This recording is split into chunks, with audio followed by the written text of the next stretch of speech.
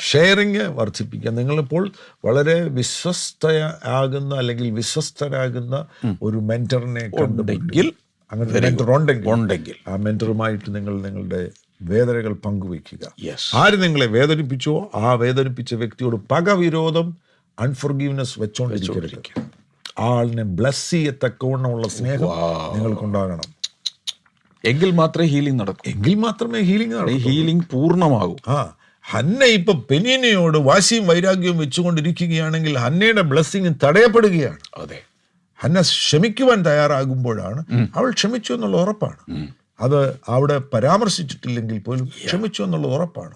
അതേ മനസ്സ് തന്നെയാണ് നമുക്കുണ്ടാകേണ്ടത്. യേശു കർത്താവ് കാൽവറിയിൽ ആയിരിക്കുമ്പോൾ അവിടുന്ന് ഇങ്ങനെ വിളിച്ചു പറഞ്ഞു, ഇവർ ചെയ്യുന്നത് ഇന്നതെന്ന് ഇവർ അറിയായിക്കൊണ്ട് ഇവരോട് ക്ഷമിക്കണമേ. ആ ക്ഷമയോടുകൂടെ ഈ ചിന്തകളെ, ആവശ്യമില്ലാത്ത ഈ വേദനകളെയെല്ലാം നിങ്ങളുടെ ഉള്ളിൽ നിന്ന് പങ്കുവയ്ക്കലിലൂടെ പുറത്തു കളയുകയാണെങ്കിൽ, ചിലപ്പോൾ കരയും, ആ കണ്ണുനീരിലൂടെ അതിനെ പുറത്തു കളയുകയാണെങ്കിൽ നിങ്ങളുടെ മനസ്സ് സൗഖ്യം.